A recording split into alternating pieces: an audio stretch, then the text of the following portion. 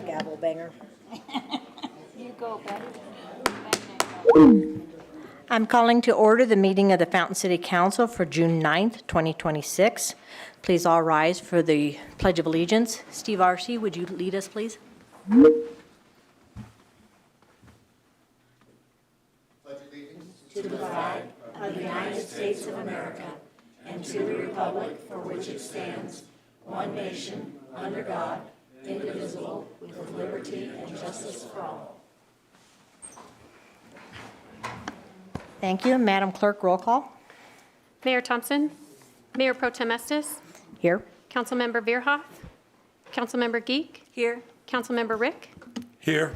Councilmember Herzberg,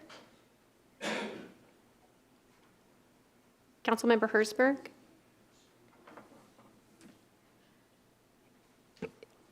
Councilmember Herzberg is joining us online, so give me a few minutes to check her in. Councilmember Ruffinock, Here.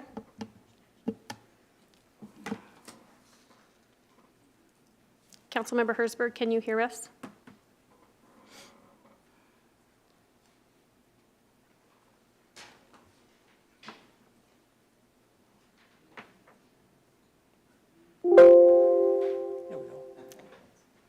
Billy, can you see her online?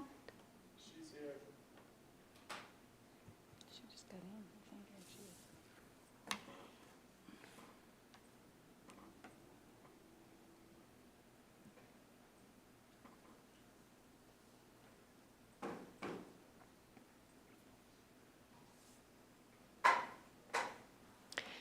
She's not able to hear us at the moment.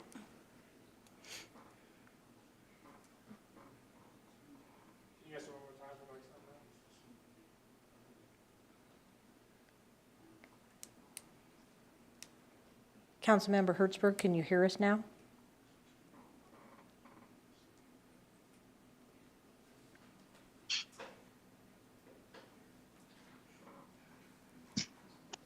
Okay, I have some now. Okay, great. I currently have 5 members present. Thank you. Moving on to item number 4, public to be heard. Citizens may address the council on items that are not on the agenda. Council may not be able to provide an immediate answer, but will direct staff to follow up. Out of respect for the council and others in attendance, please limit your comment to 5 minutes or less. I have 3 cards this evening. Our first one is from Mr. Tom Taylor with the Kiwanis of the Fountain Valley.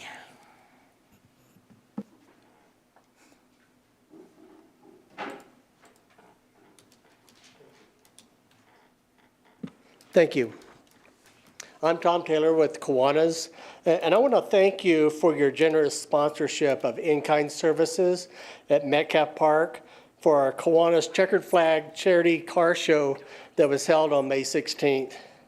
Your support went a long way in helping kids in our community by helping us secure the resources needed for bringing up grades through our Bug Program Award, helping with food security during the holiday season, assisting in building beds so kids don't have to sleep on floors, helping kids with sports equipment, and much more. Our Kiwanis Club focuses on helping children through many projects across the community, and you helped. You and other sponsors, car entrants, and our community contributed over $3,000 to our foundation that exclusively serves kids. The show was fun for everyone, and it helped our kids. I'm here today to present you with a plaque. We have a thank you letter coming towards you, but that's just not good enough. Thank you plaque to the City Council for in-kind services for our Kiwanis Charity Car Show. The show was a huge success. We had 91 cars, a lot of public access, and the money that we made for kids and our kids in our community. If not for the in-kind services that you provided, the fundraising for our kids would have been significantly lower. We hope you'll consider helping kids in our area throughout participating in this annual event. We decided this is our first event. We're going to make it an annual event because it was such a success. Gordy, I think you wanted to say something about some of the projects that we've done. So Gordy McCormick, resident here in Fountain and a member of the Fountain Valley Kiwanis Club. Some of the things that our Fountain Valley Kiwanis Club has done for kids in our community is last year at the end of the school year, we met up at Metcalf Park, and some of the police officers came out and joined us, and we grilled hot dogs for the kids in the community. So when they got out of school on the last day, they came to Metcalf Park, and we handed out hot dogs, waters, Gatorades, just to let them know that they did a good job making it through the school year, and we appreciated all the hard work they did. Other things we did is we did Let's Go Play with Colorado Springs. That's where the Kiwanis clubs in the regions get together, and we do ball donations, and then we take those balls and we donate them to police officers, mainly in Colorado Springs. But now that we have a Fountain chapter, we attended the event, and Officer Carson from Fountain PD came, and he was able to collect balls for the kids of Fountain. And then the police department, as they're driving around and patrolling, are able to see kids out playing and stop and give them soccer balls, footballs, basketballs. Some of the other stuff we've done for kids in Fountain is the BMX track. We gave them a $2,500 grant to support some reconstruction they wanted to do at that park. We've also supported the Fountain high school golf team the last 4 years. We do their fundraiser bags. They do a golf tournament, and usually the coach was spending right around $500 to $600 putting those bags together. And we got together as a club and said that money that he raises should all go to the kids. So we took on that burden of purchasing everything that goes in those participation bags. And those are just a few of the things that we do in the Fountain Valley Kiwanis Club. If you would like to join us, we meet on the first and third Tuesday night, same night as City Council, unfortunately, but we meet at Peaks and Pines at 5:30. Yeah, we're actually changing our meetings to the second and fourth Tuesday, so that works out great for you guys. So anyway, I have this plaque, and I don't know how to present it to you, but this is for you, and it's from us. Shall we go down and get a picture? We'll get a picture. We'll come down and get a picture with you. Hey, that's great. Guys, you want to come up? Ralph, why don't you come up here too? Will somebody pull the door shut behind you? You come up here too.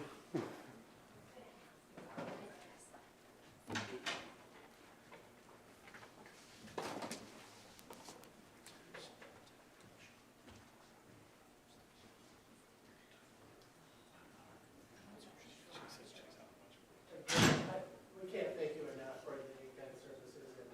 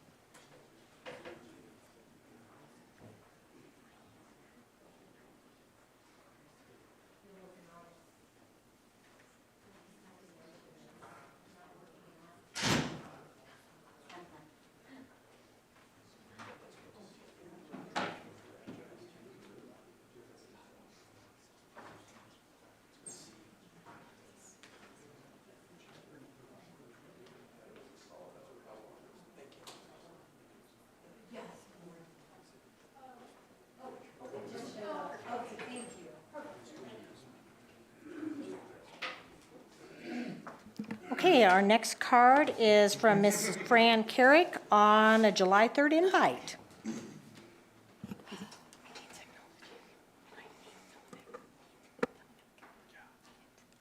My name's Fran Carrick, and on behalf of the Board of Directors at the First United Methodist Church, I've been asked to invite everyone in the community to a community hamburger and hot dog feast that they're going to have on July 3rd, which is a Friday night. Their community dinners are, I think they've been doing it now for about maybe 15 years. At least. And they're really well attended. 10 years ago, I started So Time in the Valley, and just maybe 5 years ago, my group started giving handmade items in a drawing on the 4th of July and the Thursday night before Thanksgiving. And I can't tell you how those two meals have exploded. At Thanksgiving this year, we gave away 115 table runners, placemats, beautiful pillowcases, matching pillowcases. And it's sometimes with the fabric that is donated, but more than likely it's from fabric that we have in our own collection of fabrics, shall I say. And the dinner's going to start at 4. It's at 1003 North El Paso. And they've asked for people to park on the west side. And if it would be all right, I'd like to come back at next council and invite people also. This seems to be one of the easiest ways to get the information out there. All right? The better to get the word out. It's donation only for a meal. And for a lot of these people, they just come and eat and have a good time. It's a social hour, so it'll be a lot of fun. Yeah, thank you. Okay, I'm going to reset the timer. And then next we have Ms. Jennifer Clark wanting to talk to us about signage code update and code enforcement.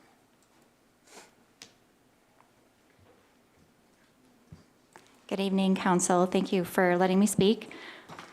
My name is Jennifer Clark, and I'm a Fountain resident, and I'm the owner of Old Town Coffee Shop here in Fountain. And I'm here to ask the city to update the current sign code to better support small businesses by allowing two things.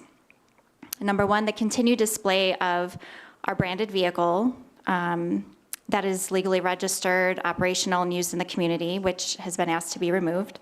And number two, to update the code for greater flexibility for sandwich board signs and temporary business signage beyond the current 10-week limitation, which is what the signage code currently reads. During our busiest season for travelers, which is right now, we have nothing currently visible to help us with foot traffic or to have people find us after we were asked to remove our signage from our property. This is hurting our numbers for our business, which in turn hurt our city. This request is not just about one business, it's about giving all of our local small businesses practical and affordable ways to communicate with customers. From April to May, more than 750 community members signed a petition, which I have the pile down here, which I would like to bring to you at the end of me speaking, at our shop supporting these changes. And that level of participation demonstrates that residents value local businesses and believe that reasonable signage helps them discover, support, and engage with those businesses. The relationship that we have with our community members is an important one. We're not just serving coffee. We're not just making coffee. Our family alone last year donated over $5,000 back into our local schools and other small businesses. And the sales tax that we collect for Fountain is also a pretty significant number. And what we're asking for in return is what we think is minimal and deserved. In addition to the 750 signatures collected in just 30 days, many supporters were actually visitors from outside of Fountain, including out-of-state travelers who discovered our business and others while visiting the town of Fountain. So I'm trying to first better understand the reason for the limitations of the current signage code, because visitors spend money not only at my business, but throughout our community, supporting restaurants, shops, events, and contributing to Fountain's local economy. So when they visit our coffee shop, they might walk up to Main Street, they might go down to the bookstore, things like that. My second goal is to get feedback on whether there's an opportunity to update the code in a way that continues to protect the character of our community, while also helping small businesses increase visibility, attract visitors, and continue to bring additional revenue into our city. Our vehicle specifically has become a pretty recognizable community landmark. It is maintained, operational, and contributes positively to the character of downtown Fountain. Likewise, sandwich boards and similar signage are among the most affordable and effective ways.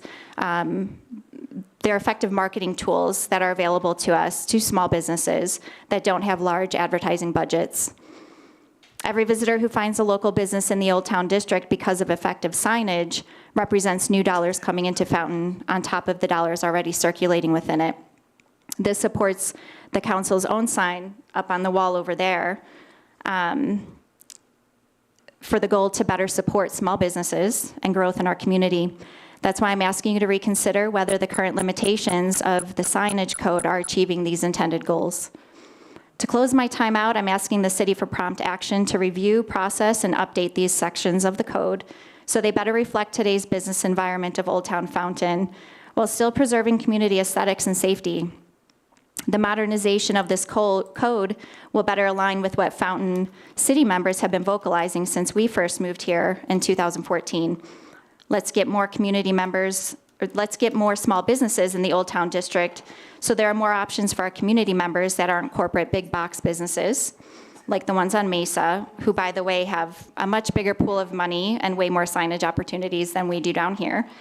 And now that there are more families opening amazing businesses in our town, the change of this signage code is a priority so that people stop looking at our town as, and I quote, the places where small businesses come to die.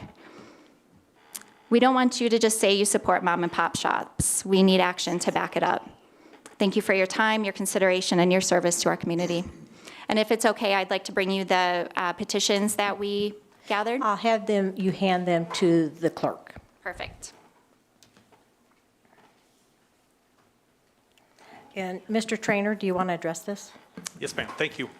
Well, first of all, I don't think we couldn't agree more with what Jennifer just said. I mean, well stated, so appreciate that. In fact, it's one of the messages that we've heard consistently from our own council members. And so I wanted to specifically invite you, and really any others who might be interested. Wade, our new community development director, has been sort of given a commission from the council and direction to start really digging into not just the sign code, but a whole plethora of a number of issues in our commercial codes that address our commercial developments, signage being one piece of it. And so I know he has planned at our work session at the next meeting, which is going to be next Tuesday at 4:30, to briefly talk about the audit. They want to do an audit of sort of commercial codes and things like that, and sort of get that ball rolling. He has a number, and I know I've brought this up to the council as well before, but he has a number of, many of them minor, little adjustments in the codes that he wants to be bringing over the next several months, but he's going to be kickstarting that off with the council next Tuesday. I believe it is next Tuesday, in the work session, to just start talking about what that audit looks like, not just of the code, but of the processes, because there's process issues as well that we feel like we need to address and so forth. So I think those are well stated about that specific issue, and there are just a number of other things that he's addressed or that he's identified that we really want to be bringing to the council as well.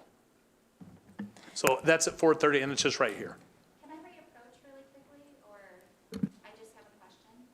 If you have questions, you can reach out to Mr. Trainer, but I really encourage you to come next week, and we do appreciate you coming because we know there's issues with the codes. And just know it's a process. Because it's a code, it takes 2 readings at city council meetings, so it can't be done next week. So. There's a temporary authorization that can be done for businesses like mine, because every day we're losing money. And I guess I can email that to you, that I Yeah. think that's something What's that that? should be addressed here. So have you done a temporary sign permit? It only allows for 10 weeks, and we're already in June, so we're past that 10-week Oh, authorization. so you've started it. You've already done the initial one, or? No, we're not, we are open 52 weeks out of the year, so. Sorry, I understand that, but I mean, your 10 weeks hasn't come and gone. You haven't started it yet. When it comes to the car, I've been told it doesn't matter. Is that true? Is that, well, let me follow, Jennifer, let me get your phone number if I could. I'll Yeah, circle back to you right after that. Yeah, please reach out to Mr. Wade Broadhead, because he's wonderful to talk to, and we know that these codes think- need to be I think- fixed. Yeah, Yeah. that's what perfect. he communicated. Yeah. Yeah, and again, speed of government, it doesn't happen overnight. It takes time to make sure that we're doing the correct thing, but we do know they need to be fixed. But talk with Mr. Trainer and Mr. Broadhead, and they'll figure out what they can do for you. Okay, thank you for coming. Oh, Mr. Rick? Jennifer, I was on the Planning Commission for 7 years. I was involved in helping create the code, unfortunately. I want to get us out of the homeowners association business and into providing health and safety. I will tell you that there is not a temporary authorization or a waiver in the code. However, I wrote up a authorization and asked it be put into the code, and Wade has that information, and it's one of the things he will be bringing before council to give the planning department authority to make waivers and grant temporary permissions. So it's not there yet, but they are working on it. Okay, all right, I have no other cards for the public to be heard, so we're moving on to Section 5.1, presentations. This evening, we have a proclamation recognizing June 11th, 2026 as LGBTQ+ Pride Day. Mr. Arce, will you come down? He's going to give us a little bit of a history, and then we're going to read the proclamation into the record. Madam Mayor, thank you. First off, I do want to say I appreciate all your support. I wish all the city council members could be here, although I am very appreciative of Ms. Herzberg's participating while she is sick and not being present while she is sick. I'm sure we're all appreciative of that. You know, the first Pride actually took place in 1970, approximately a year after the Stonewall riots occurred. It was in response to things like, for instance, in several states, if you didn't wear what an officer determined as 3 gender-appropriate articles of clothing, you could be arrested and thrown in jail. That was the time. In the 56 years that have occurred, we've made some headways, and we've had some setbacks. I think this year, it is as important as ever to embrace pride, embrace our diversity, and remind ourselves that regardless of our beliefs, regardless of our orientation, our religious beliefs, et cetera, pride has never been about who somebody sleeps with. Pride is that reminder that we have the right to exist without being persecuted, without being discriminated against, and that in this country, as we are always reminded of, we all should be treated equally. And that is the celebration of Pride. Thank you. And can you remind us why you chose June 11th? I as the chose date? June, I gave a couple of dates, June 11th, because that was the original signing of the first presidential proclamation, I believe 1993. As you get older, the dates just tend to blur a little bit. But yes, so June 11th was actually the first presidential proclamation where we as a nation said, we are, we're not always the best, but we're working on being the best. And part of that is making sure that everybody understands they're welcome. Thank you. And I will now read in the proclamation into the record. A proclamation recognizing June 11, 2026 as LGBTQ+ Pride Day. Whereas the principle that all individuals are created equal and deserve to be treated with dignity and respect is a foundational value of our nation and our community. And whereas our community is strengthened by the diversity of its residents and by a shared commitment to fairness, equal protection under the law, and mutual respect. And whereas throughout our history, individuals have sought recognition for their civil rights and equal treatment, contributing to ongoing conversations about how best to uphold these principles for all people. And whereas designating a day of recognition provides an opportunity to reflect on the importance of treating every person in fairness, rejecting discrimination in all forms, and fostering a community where the individuals can live without fear of unjust treatment. And whereas promoting respect, civil discourse, and equal opportunity for all residents, regardless of background or personal identity, remains a core responsibility of this governing body. Now, therefore, by the City Council of the City of Fountain, Colorado, does hereby recognize June 11th, 2026 as LGBTQ+ Pride Day, encourages all residents to reaffirm their commitment to the principles of equality, respect, and fair treatment of every individual under the law, done this 9th day of June, 2026.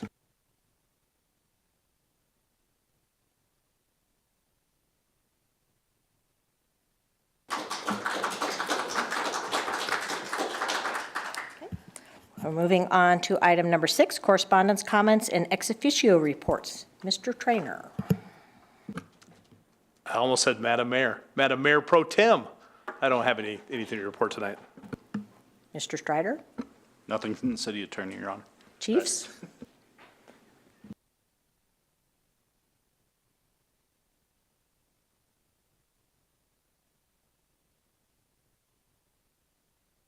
Them are, oh, there we go.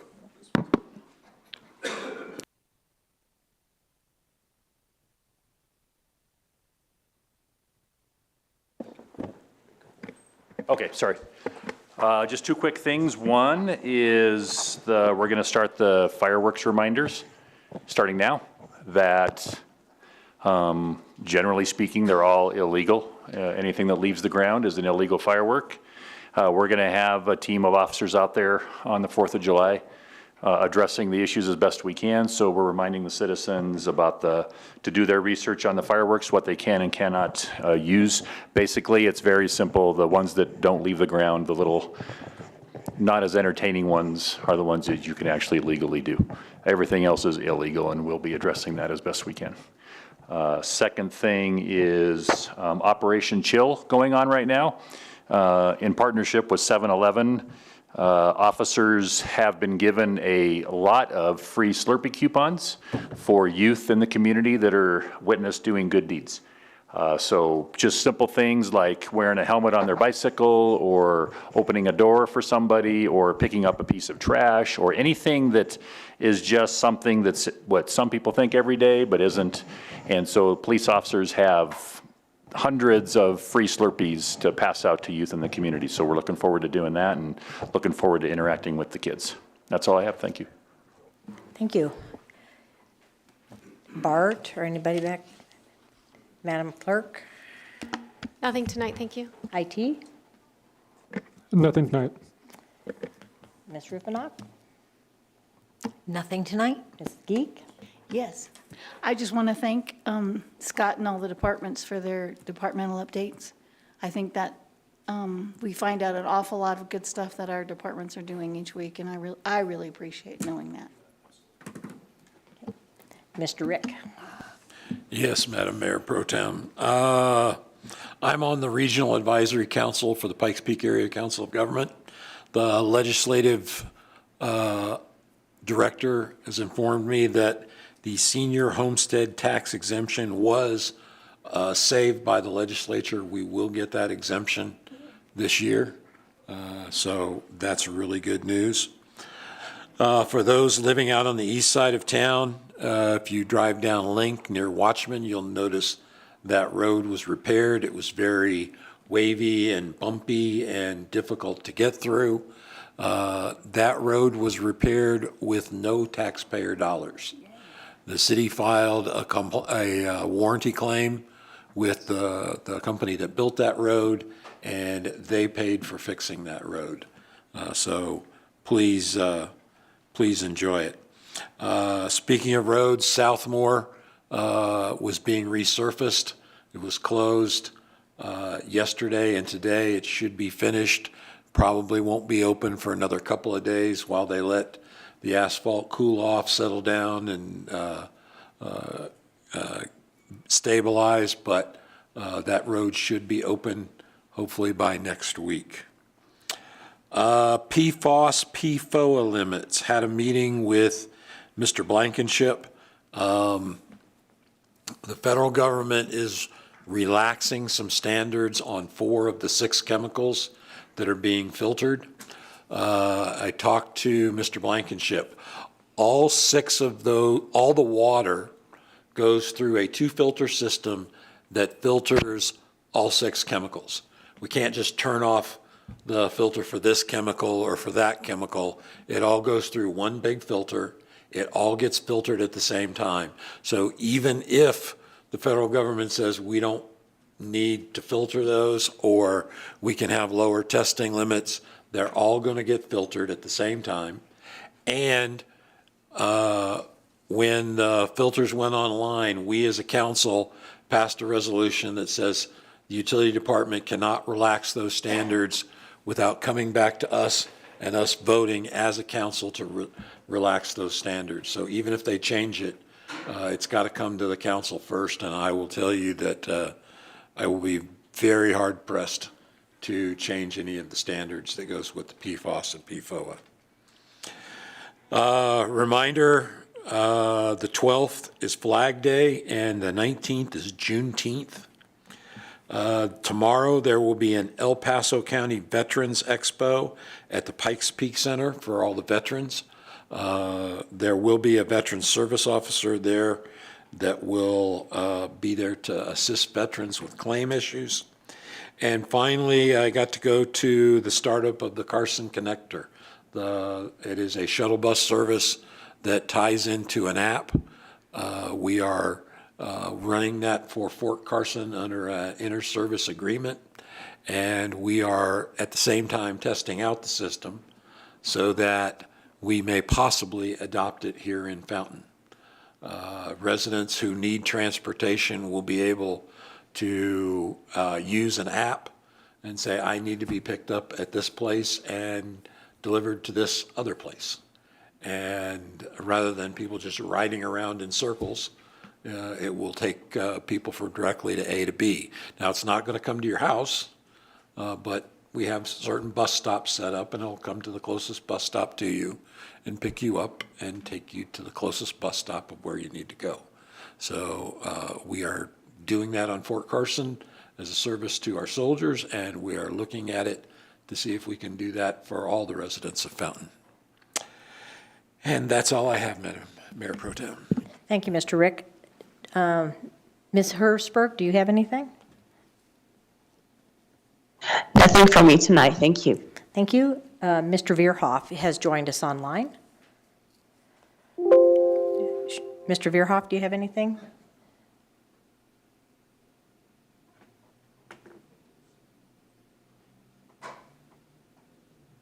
Is he connected? He doesn't have anything? He needs to unmute the mic. On his end. He's good on our end. Okay. Mr. Veerhoff, if you have anything to add, you're going to have to unmute your mic.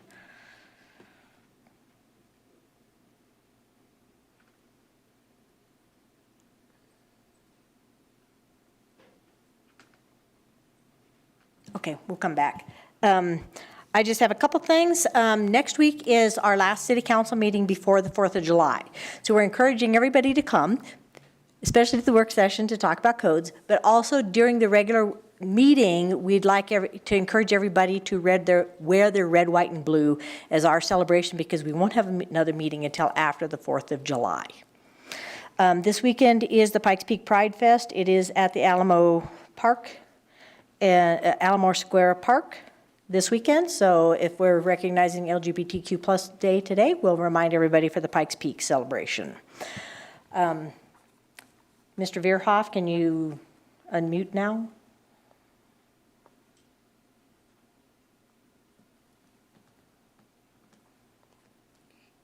Okay, we will keep moving on then. Thank you, everybody. We'll move on now we are on to item number 7, the consent agenda. All items listed under the consent agenda are considered routine and will be approved with one motion. There will be no separate discussion of these items unless a council member or citizen so requests, in which case the item may be removed from the consent agenda and considered separately at the discretion of council. We have one item on here. It's the approval of the May 26th council meeting minutes. What would council like to do? Mr. Rick? Move to approve the council consent agenda as written. I second the motion. Thank you. Please vote. Councilmember Hertzberg, how do you vote? Yes. Councilmember Bierhoff, how do you vote, if you can hear me?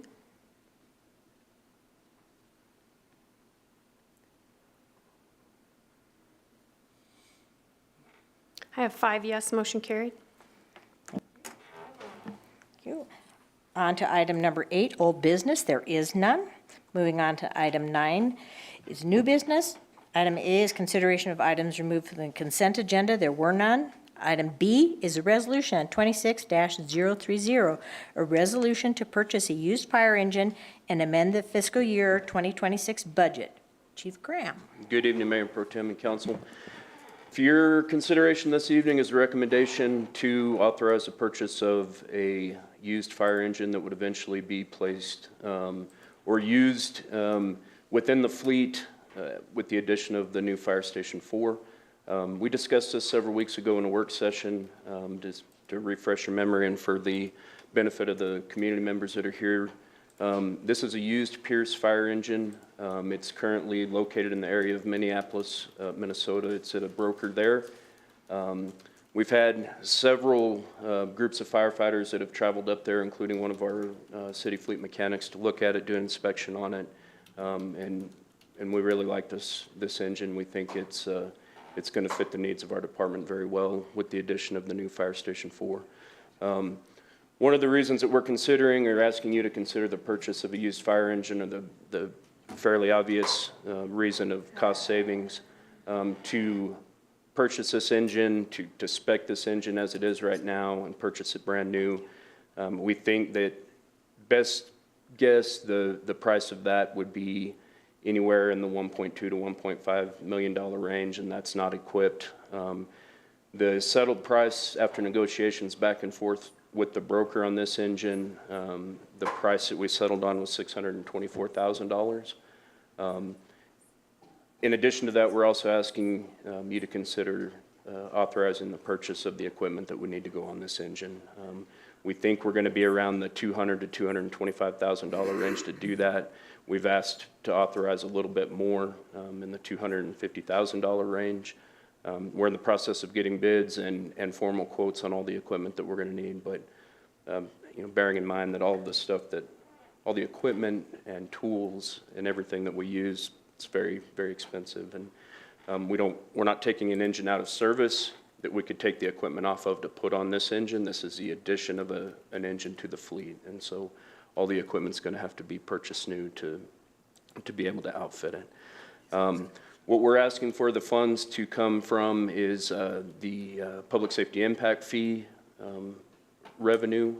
And as a refresher, this revenue is generated anytime new businesses and new houses are built within the community. This is a fee that's tacked on to the closing costs of those businesses and residential units for the expressed reason of helping to strengthen and develop the public safety system within the city of Fountain. So that's it in a nutshell. Certainly entertain any questions if you have any.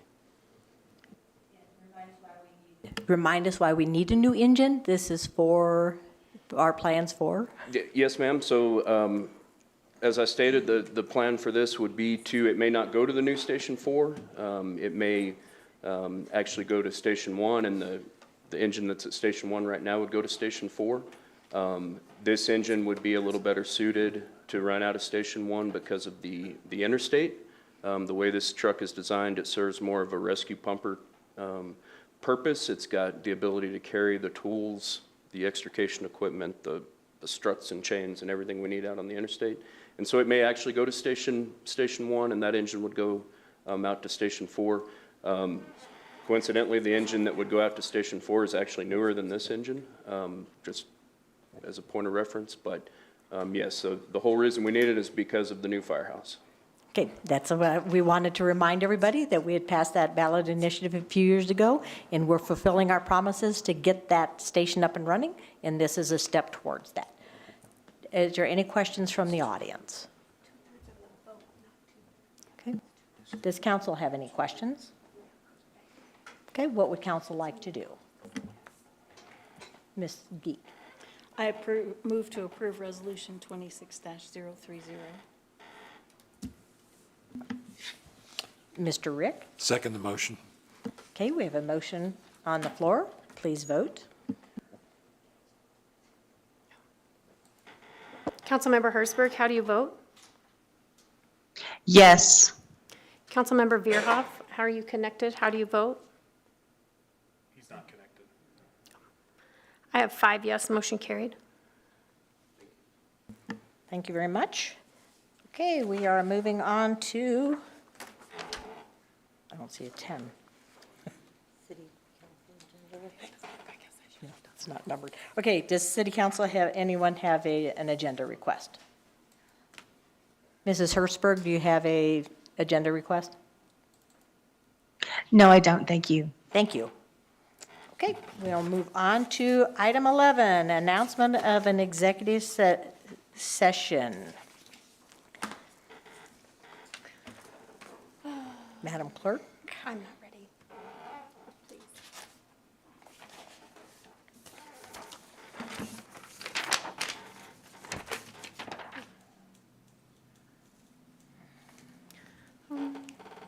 I've lost my notes. Hold on one second. You want me to read the little blurb at the start? What's that? Give me 1 second. I just lost my notes. Give me just 1 second. 1 minute.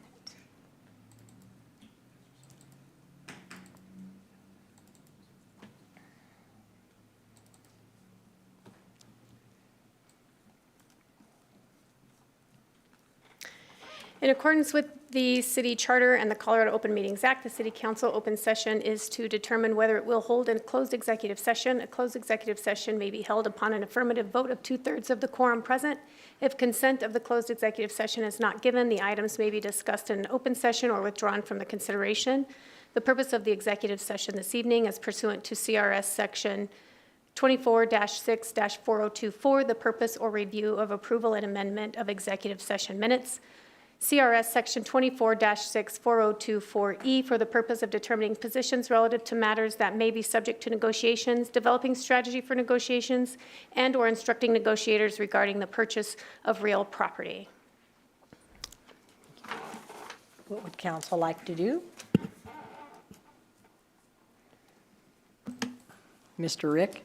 Move we go into executive session. Mrs. Geek? I'll second that. Okay, everybody vote.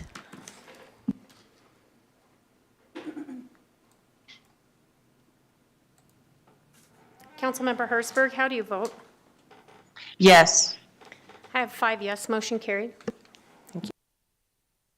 All right, we're going to go into executive session, so this meeting is adjourned. Thank you, everyone, for coming out.